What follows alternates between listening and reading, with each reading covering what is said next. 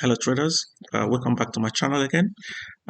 Just a quick look on the on our last week market forecast, just to see how we performed, and see if there's something that we could have done differently. So the first market that we will discuss is the USD card.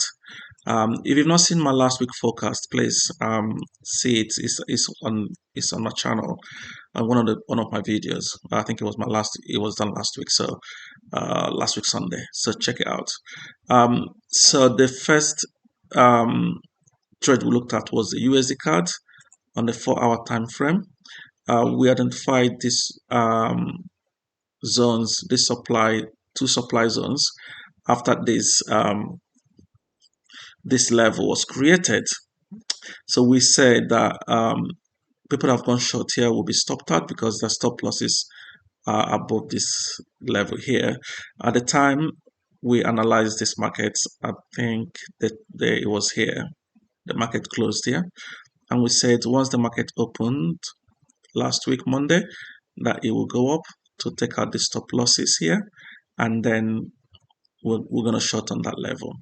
We said that this level, I said that we should not take short on this supply zone, because if you've gone short here, there, and there, your stop are going to be above this high here. So we said this supply zone is also going to be used as a stop hunt, and that was what happened. Market pushed up to the supply zone there, and then it crashed. Yeah. So what this tells me is, if assume that you can also see that it broke that supply zone here, and this was also a stop hunt, which tells me that the market has actually shifted from an uptrend to a downtrend. Okay, so if you are a supply and demand trader, we've got a couple of demand zones right here and right there. So unfortunately, if you take a long here or a long here, you're going to be stopped out. Why? Because the sentiment has shifted from an uptrend to a downtrend. So USD card, no buys place, only sells. Okay. So if you're gonna go short on USD card, then you target these lows here. Okay, or that low there.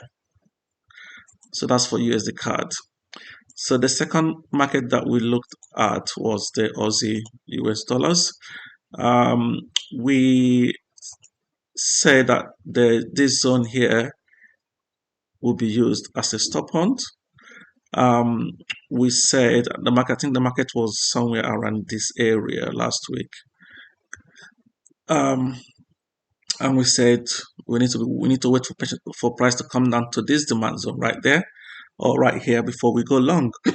Excuse me. So that did not happen. Okay. So I just extend this to the right. However, we did have this demand zone right here that has reacted for the market to go up to the upside. So we believe that there are stop losses on the downside. So there are stop losses right here below this zone right here. Yeah. So what I expect the market to happen this week is for this to push down. Yeah, and take out the stop losses for those that have gone long there. Yeah, those that have gone long there.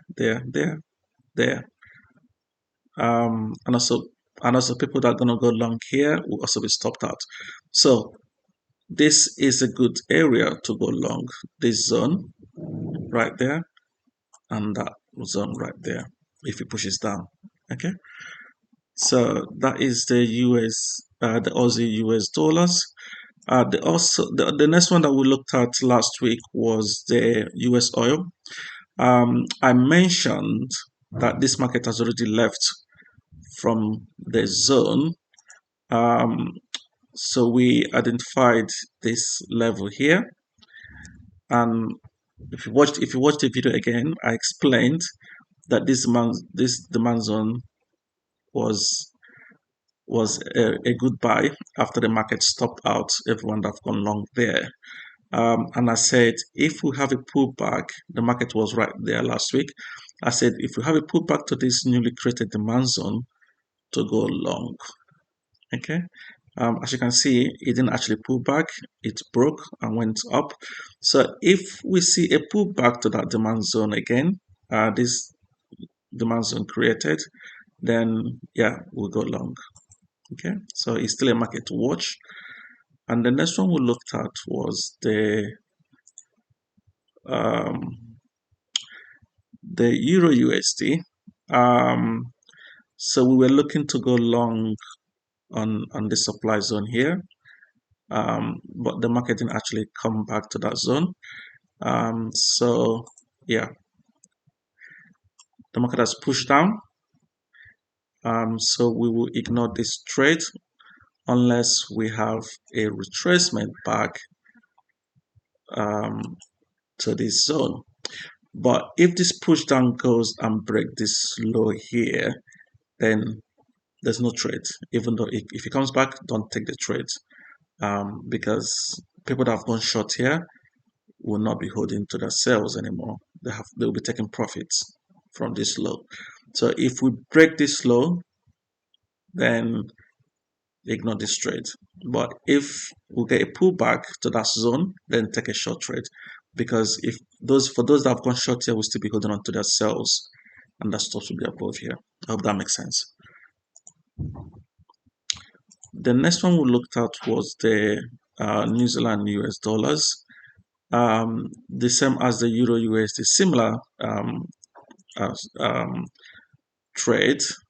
So we are waiting for a pullback to our supply zone to go short.